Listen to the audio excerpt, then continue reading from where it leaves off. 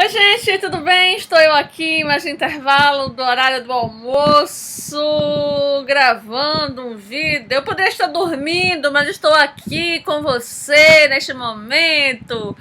Bem, vídeo que eu adoro gravar que é tag. Tem pão que eu não gravo tag, né? Mas vamos lá. Essa tag eu não fui tagueada, eu pesquei a tag no canal da Flaviane Gomes. A tag se chama Quando Eu Estava Grávida. Tentei achar a autoria da tag, não encontrei. Então, se alguém souber, avisa pra gente poder colocar os créditos aqui, tá certo? Todas as perguntinhas vão estar aqui embaixo, tá certo? Então, vamos começar. Bem, está aqui, anotei. Esse aqui é um caderno que eu tenho de anotações. E olha o estado do caderno, porque eu tenho uma escritora aqui em casa agora que está acabando com todos os papéis. Mas essa é uma outra conversa. Vamos lá! Vamos lá, tag, quando estava grávida. Pergunta número 1. Qual foi o primeiro sintoma da gravidez? O primeiro sintoma da gravidez foi minha menstruação não chegar. Fato, né? Estranhei logo porque eu sempre tive a menstruação muito certinha, tomando ou não tomando anticoncepção, pílula anticoncepcional. E aí, quando eu vi que minha menstruação não chegou, eu fiz, aí tem, né? E tinha a dona Bianca que já lá quer chegar. Enfim, pergunta número 2, enjoou muito? Nada. Nada, absolutamente nada. Para não dizer que eu não tive nenhum enjoo, eu lembro no iniciozinho, um dia que eu fiquei com mal-estar, e aí eu chupei um picolé e passou, né? Mas aí eu fiz a relação que foi porque eu me alimentei no horário errado. Logo no início da gravidez, eu acho que na primeira semana que eu tinha descoberto, então eu devia ter aí mais ou menos um mês de gestação. E depois, eu não sei, gente, dizer o que é enjoo. Graças a Deus, minha gravidez, nesse sentido, foi muito tranquila. Pergunta número 3. Com quantos meses soube o sexo do bebê? Bem, eu soube o sexo de Dona Bianca oficialmente com 16 semanas. Por que eu digo oficialmente? Porque no ultrassom de 12 semanas, não é isso? Gente, eu tô perdendo as contas? Não, é isso mesmo? É isso mesmo. No ultrassom de 12 semanas, né, que é o morfológico, eu não fiz com a médica que estava me acompanhando, eu fiz com outro médico que era indicado pela minha obstetra, que era uma das opções, mas esse era particular. E minha médica que vinha fazendo ultrassom teve algum problema que eu não lembro mais o que foi. E aí eu não queria deixar passar a data e acabei pagando particular com esse médico, né? E foi muito bacana. E aí eu lembro que no ultrassom de 12 semanas, eu perguntei a ele com quantas semanas dava para ver o sexo do bebê. Aí ele disse que possivelmente na 15ª já desse que eu voltasse lá para poder ver o sexo do bebê. Tá bom. Mas que ele, pela experiência dele, ele arriscaria dizer que era uma menina. Pronto, foi embora. E aí tinha uma galera aqui em casa que dizia, você é menina, você é menina. Raras pessoas falavam que era menina. E eu tinha um sentimento lá, eu não falava sobre isso, mas eu tinha um sentimento que era menina. Perguntar por quê, não faço a menor ideia. Pronto, passou e aí chegou o belo dia de fazer o tal do ultrassom para saber o sexo de Bianca. Na verdade, chegou um dia antes. Eu recebi uma ligação dizendo que a médica que fazia meu ultrassom tinha um pequeno acidente, machucou o pé e não trabalharia. Pense se eu iria aguentar mais algumas semanas sem saber. Não iria. Corri para marcar com aquele médico. Disse, eu pago de novo. Não tinha vaga. Mas tinha vaga com a esposa dele. Claro que eu marquei correndo. Eu nem pensei em olhar outro médico do plano de saúde, não. A pessoa estava tão enlouquecida que foi lá, pagou. E foi engraçado, porque na hora que ela, né, meu marido esperando o resultado, aí ela, nem vi ainda, mas pelo que eu daqui a pouco eu falo com certeza. Mas pelo que eu estou percebendo aqui, Oba, é mais uma mulher no mundo. Aí comemorou, aí virava pra minha orelha e falava assim, olha, eu sou feminista, eu quero um mundo cheio de mulheres, brincando com isso. E aí o esposo dela entrou na sala na hora e me reconheceu. Aí sem olhar, né, pra lá pra tela, fez assim, é menina? Aí ela deu, é. Aí ele fez aquela cara do tipo assim, não foi pra mim, né, foi pra esposa. Tipo assim, cara, porra, tá vendo como eu sou bom? Pois bem, aí a gente soube que Bianca era menina assim, com 16 semanas. Acho que foi exatamente isso, 16 semanas. Quem escolheu o nome? A pergunta número 4. Escolha democrática. Eu posso dizer que nós escolhemos o nome. Gente, eu não lembro se eu já gravei um vídeo sobre isso, porque eu separei o material para gravar, mas eu não tô lembrada se eu gravei como foi o processo de escolha de nome de Bianca. Na verdade, antes de saber o sexo, a gente já tinha feito um trabalho para escolher o nome do bebê. Então a gente tinha o nome do menino, que deu mais trabalho, e tinha o nome da menina. Como é que a gente fez isso? Né? Se eu já falei em algum vídeo, eu vou repetir, se não, eu vou me adiantar que eu mereço fazer um vídeo sobre isso. Eu vou falar só Bianca, né, porque era ela, a bonita. A gente, separadamente, digo eu e meu marido, cada um de nós listou 10 nomes possíveis de meninas, né? Preferência da gente, do primeiro ao 10º. E, na verdade, a gente foi colocando aleatoriamente, tinha uns que a gente gostava mais, mas a gente listou 10 nomes. Qual era a regra? A gente pega esses 10 nomes e confrontar.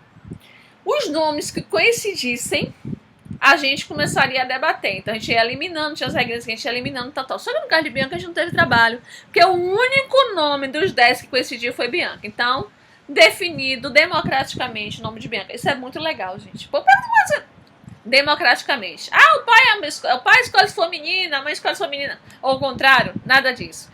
Democraticamente. Vamos lá. Pergunta número 5. Foi tudo planejado ou foi de surpresa?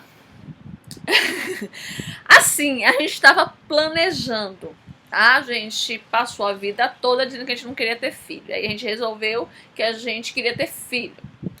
E aí, o que é que a gente fez? Eu já estava com 39 anos, então naquela altura estava com 42, se não me falha a memória. E aí a gente começou, queríamos ter, então, a gente está com a idade avançada, então vamos fazer todos os exames, ver as possibilidades, ver os riscos, cada qual foi pro seu cada qual, né, seu médico, sua médica, para poder fazer esses exames. E aí, minha médica conversou comigo, né, me falou dos riscos e das possibilidades, me disse que existia uma vantagem no meu caso, mesmo antes de ver meus exames, que eu tinha tomado pílula anticoncepcional há muito tempo, e que isso era algo positivo, porque os meus óvulos estavam jovens, eu não sabia disso. E aí vai toda a explicação e tal, aí que isso, né, diminuiria riscos de problemas genéticos, né? Pronto, e me deu os exames, eu fui embora. E tinha um determinado exame que ela fez assim, ó, esse exame aqui você vai fazer no 4º dia do seu ciclo, tá bem?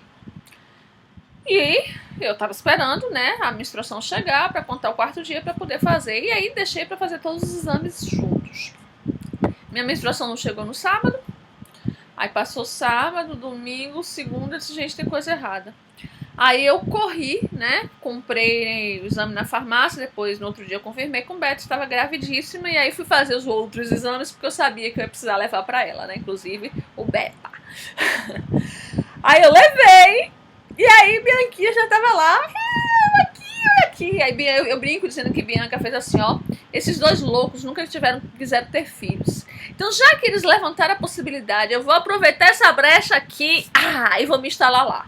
Então, foi planejada, sim, mas foi surpresa. Por quê? Porque a gente ainda não tinha oficialmente começado a tentar, né? Só extraoficial. Tentava bastante, mas não sabia que estava tentando, entenderam, né? Enfim. 6. Como você se sentiu quando se viu mãe? Eu me senti com uma grande responsabilidade. Ponto. Eu mencionei aqui em outros vídeos meus, eu já falei sobre isso, eu não tinha vontade de ter filhos, mas eu sempre disse que se eu os tivesse, que eu tinha certeza que eu seria uma excelente mãe. E que eu não sabia explicar exatamente porque eu não desejava ter filhos. Mas uma coisa que poderia ser uma pista é de eu saber a responsabilidade que a gente precisa ter com outro ser humano. E talvez isso me assustasse, né? Enfim, essa conversa para terapia. Mas então eu me senti com muita responsabilidade em criar aquela pessoa, né, que se apresentava ali pra gente. E eu me vi como mãe quando eu soube que eu estava grávida. Não precisei pegar, né, a bonita pra sentir isso, não. 7. Quais as 3 primeiras pessoas que souberam da notícia da gravidez? Meu marido. E aí eu disse, a gente vai ficar quieto, a gente vai, né, porque foi na hora que eu fiz o exame da farmácia, né? Ele chegou, eu só ia contar pra ele no outro dia, mas como ele chegou no médico dele, e ele dizendo, eu fui no médico e tal, ele disse que se a gente não conseguir ter filho, a culpa é sua. Eu achei um desaforo tão grande que eu disse, não vou esperar não, vou jogar na cara agora que eu tô grávida. E aí falei, eu só fiz o exame, aí contei toda a história, fiz o exame, mas eu quero confirmar amanhã, a gente não fala com ninguém ainda, tá certo? Tá certo. Bom, aí ele foi o primeiro. No segundo dia, quando saiu o beta, e aí eu confirmei com ele, né, mais uma vez, né, realmente você vai ser papai, e a gente, pô, nem deu trabalho, negócio rápido, né, pra gente foi muita felicidade nesse sentido, a gente ficou feliz e assustado, né, a gente não vai falar nada, não tem, artista não disse que só revela 3 meses, quando tiver com 3 meses, eu disse, a nossa regra vai ser igual. E pra amanhã, papai, não vai contar pra ninguém, a gente só vai contar pra mais 2 pessoas. Quem eram essas pessoas, né, a priori, minha prima, né, e uma amiga minha, Mel, né, que aí tinha todo um contexto para poder ser Mel, saber dessa história. Aí, resultado, a gente contou essas 3 pessoas, aí depois aos pouquinhos eu fui contando para outras, né, antes dos 3 meses, mas algumas pessoas souberam, e quando fez 3 meses eu comecei a fazer as grandes revelações, o povo, é por isso que você, é por isso que o peito cresceu, é por isso não sei o que lá, é por isso que você não quer beber, é por isso que você... Foi muito por isso, né? Foi bem bacana, bem engraçado. Tá? 8. Qual foi o seu desejo mais estranho? Eu não tive desejos estranhos, eu tive desejos, sim. E desejos normalmente relacionados a coisa doce. Eu tive um dia que eu desejei comer um abará, né? Adoro, mas isso é normal eu desejar comer um abará. Mas eu nunca fui chegada a doce. Eu como, sim. Brigadeiro, adoro, né? Mas assim, eu preciso comer os doces todo dia depois do almoço. Não, nunca tive isso. Com a minha gravidez, a minha boca salivava, né? Então eu desejava comer a torta de morango com chocolate amargo da... fugiu o nome. Da Viva Gula, né? Que é uma loja que tem aqui em Salvador. E de ligar e assim, minha prima sacanear, nada. Eu, pelo amor de Deus, eu tô com desejo, saindo do trabalho, quase 10 horas, e ligar pro meu marido, então, eu preciso comer. Ele, mas não vai dar tempo, você tá onde? Dá tempo, vai em tal lugar. E, pô, me enganar, dizer que não ia fazer, eu ficar frustrada, triste, com raiva, chegar em casa mal-humorada e a torta aparecer na minha frente. Gente, eu comia a torta parecendo que era uma pessoa que tinha semanas sem se alimentar. É um negócio de doido. Desejo existe sim, né? E eu acredito que ele exista por carências do seu organismo, né? Então, por exemplo, meu açúcar ele sempre foi baixo.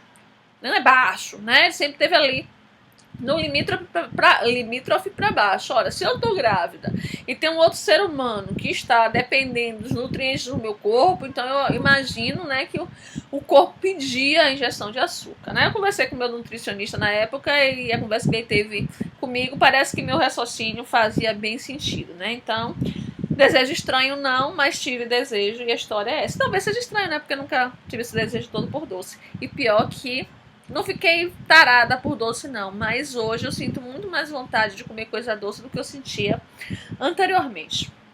9, cara, vamos lá. Qual era seu plano de parto? Conseguiu realizá-lo? Meu plano de parto era aquele que fosse melhor para mim e para minha filha. Ponto. Então eu tive uma gestação muito tranquila, posso dizer que saudável. Eu não me limitei a fazer as coisas, não, mas eu fiz uma atividade física, eu fazia pilates, eu tinha uma alimentação controlada, né? Comia coisas saudáveis, mas também comia outras coisas que eu gosto, a bagaceira que eu gosto, comia sim, tá? Não bebi, né?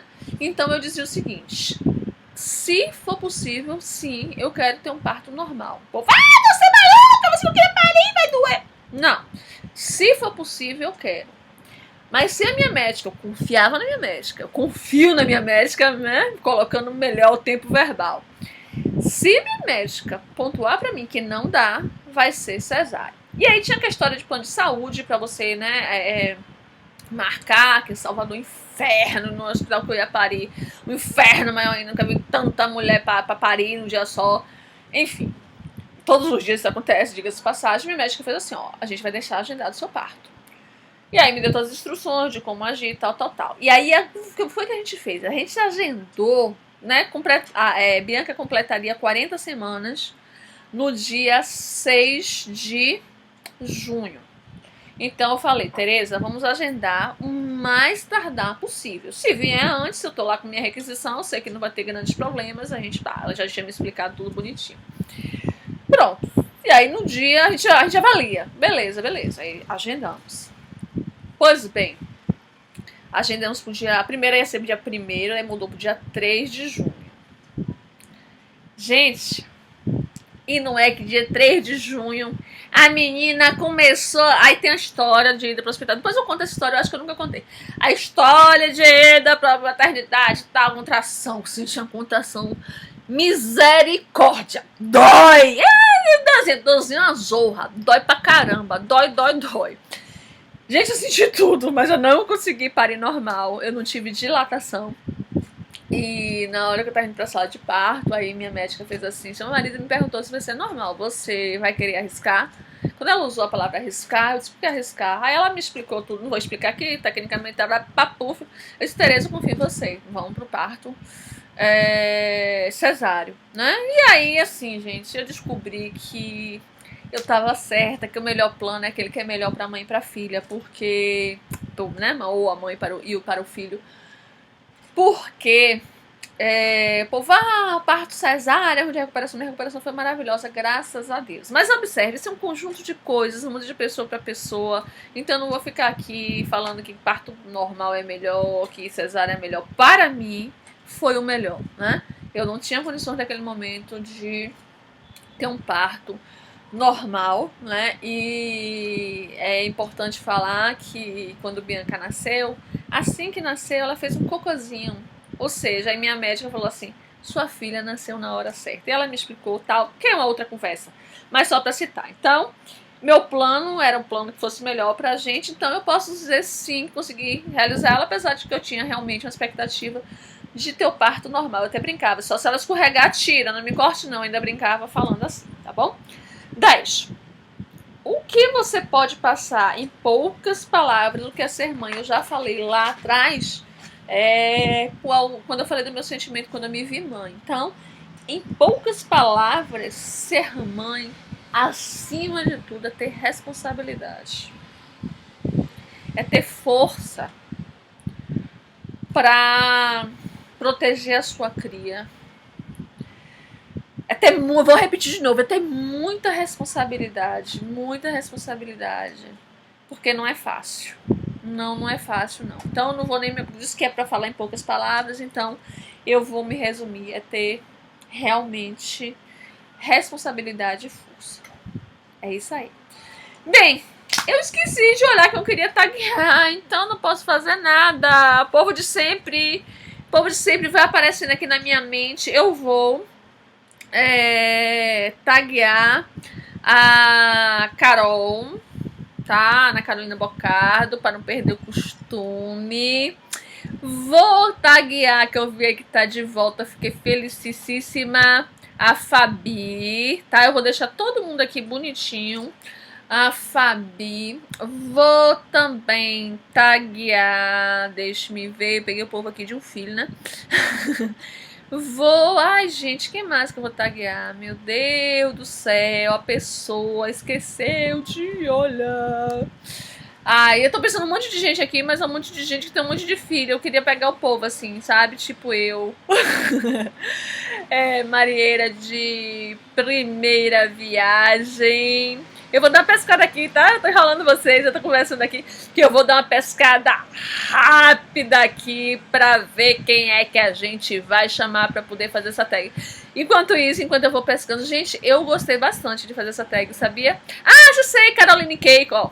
É uma pessoa falsa. Ah, já sei, mentira. Eu olhei aqui, assim, nos primeiros nomes, eu vi que Caroline, eu acho que é legal também pra responder essa tag, tá? E além dessas pessoas que eu estou tagueando, viu, gente? Fiquem à vontade, por favor. Eu falei que eu tava aqui priorizando o povo de um filho, mas o povo de um monte de filho, fica à vontade, porque eu sei que cada história é uma história. De repente vocês contam todas as histórias pra gente, né?